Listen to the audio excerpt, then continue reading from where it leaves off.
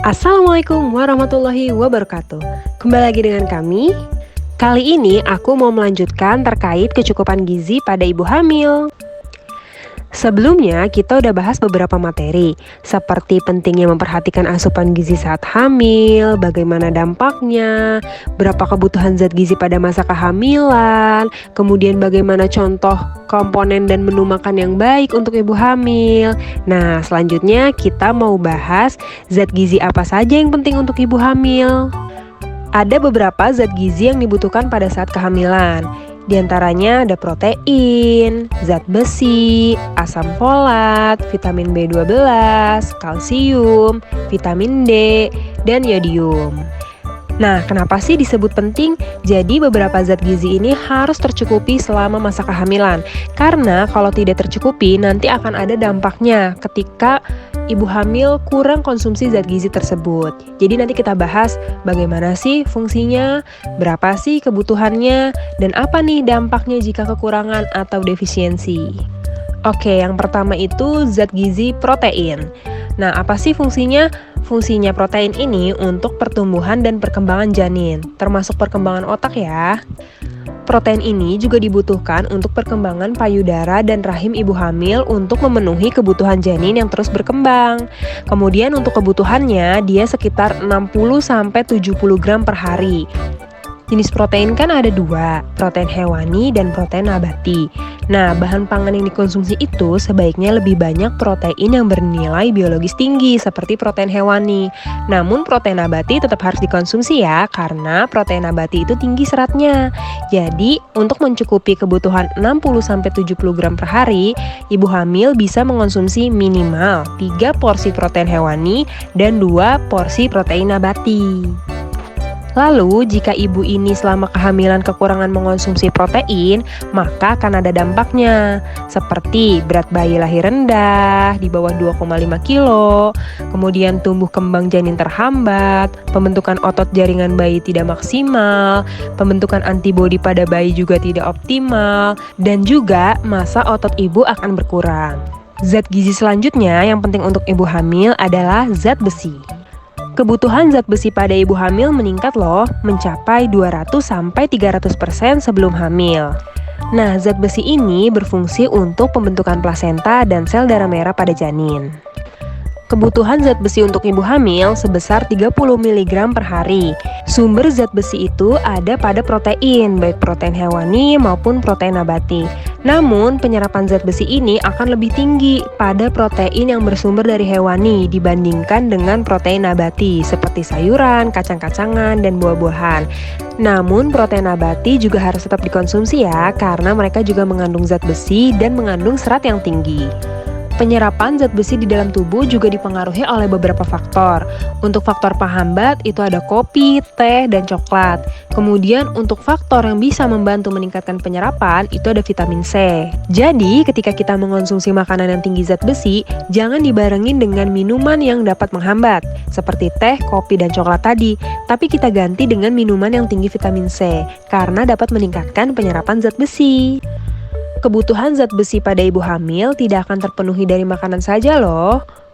Oleh karena itu, dibutuhkan suplemen sebesar 30-60 mg sehari yang dikonsumsi mulai dari minggu ke-12 kehamilan dan diteruskan sampai 3 bulan setelah melahirkan. Dari konsumsi tablet tambah darah, biasanya zat besi yang terserap hanya 10% loh, karena penyerapan zat besi dipengaruhi oleh beberapa faktor yang tadi.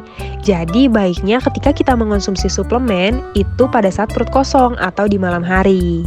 Lalu, jika ibu hamil ini tidak mencukupi kebutuhan zat besi, akan ada beberapa dampak negatif yang bisa berpengaruh kepada ibu dan janin, seperti anemia zat besi pada ibu hamil, kemudian kelelahan, pusing, meningkatkan risiko kematian bayi, dan meningkatkan risiko lahir prematur.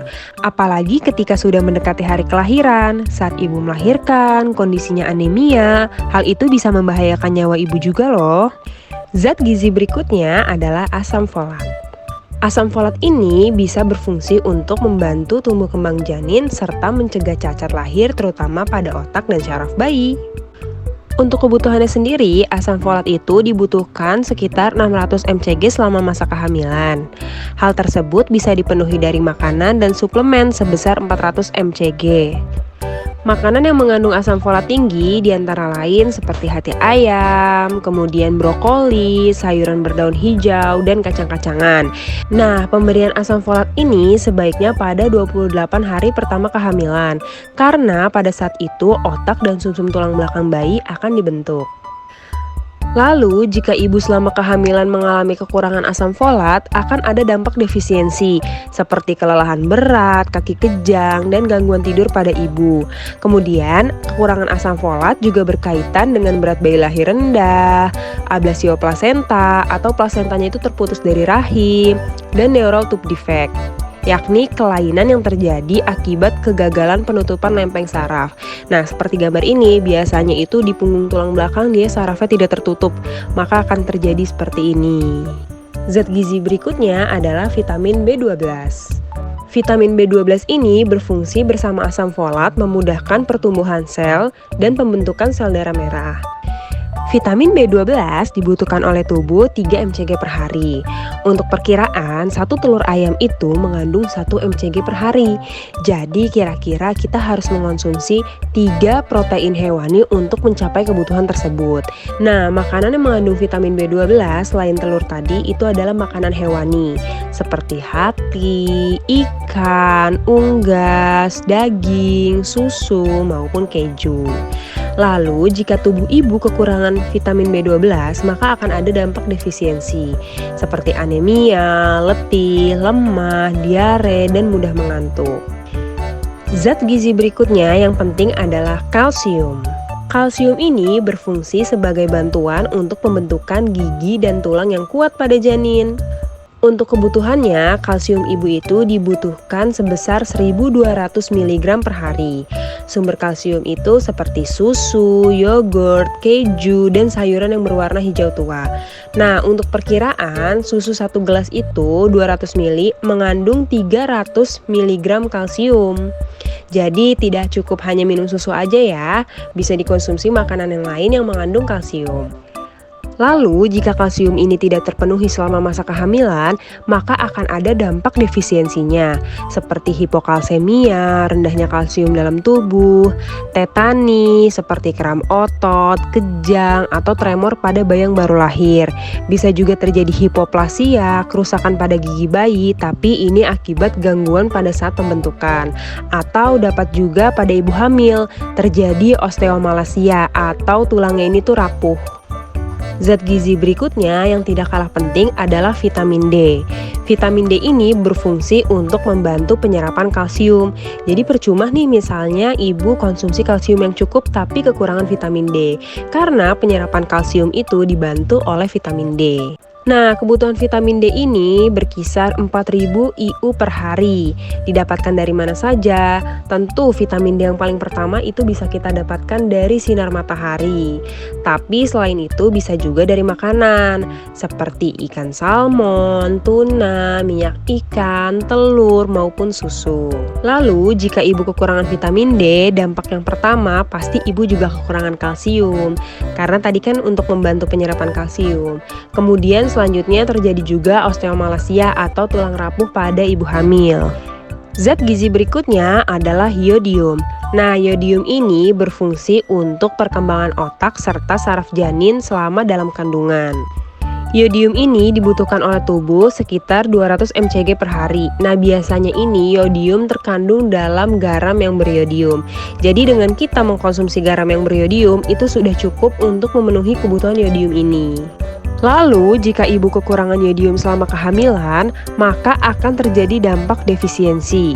Di antaranya itu ada hipotiroidism. Hipotiroidism itu kekurangan hormon tiroid, di mana hormon tiroid ini untuk perkembangan dan pematangan otak.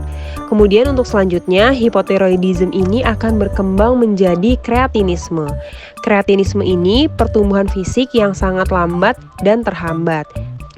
Nah, ini contoh gambar dari kreatinisme.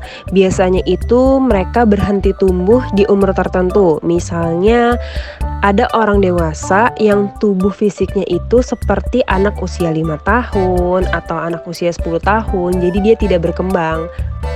Jadi jangan lupa konsumsi garam yang beriodium ya untuk mencegah hal itu terjadi.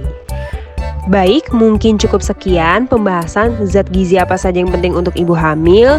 Untuk next video kita akan bahas apa aja sih mitos dan fakta pada ibu hamil.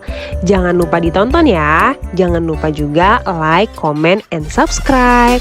Sampai jumpa.